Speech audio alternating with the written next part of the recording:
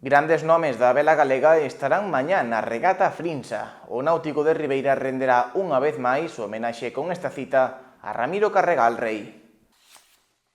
O Náutico de Ribeira será o punto de saída e chegada da regata Frinsa, cita belística coa que mañá se homenaxea ao presidente de honrado club Ramiro Carregal Rei.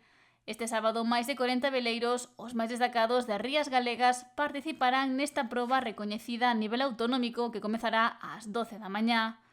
Este ano sumáronse as mellores embarcacións das Rías Baixas e as súas comarcas.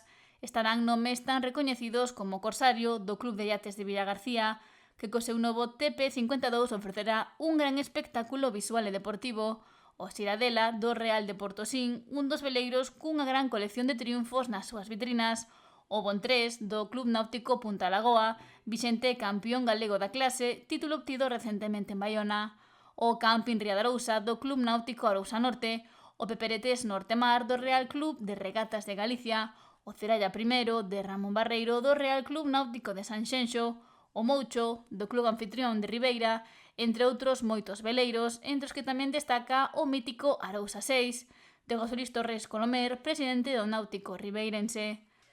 O trazado será un percorrido costeiro e roldará entre as 8 e as 12 millas pola Ría de Arousa, cifra que se elixirá entre a vintena de opcións que figuran nas instruccións de regata e que será definida no último momento ou está supeditado ás condicións meteorolóxicas. A saída está programada para as 12 do mediodía, sendo hora límite de chegada ás 3:30 da tarde. Os veleiros serán clasificados na súa categoría natural de regata, cruceiro, regate, cruceiro, e a entrega de premios celebrarase ao termo da competición.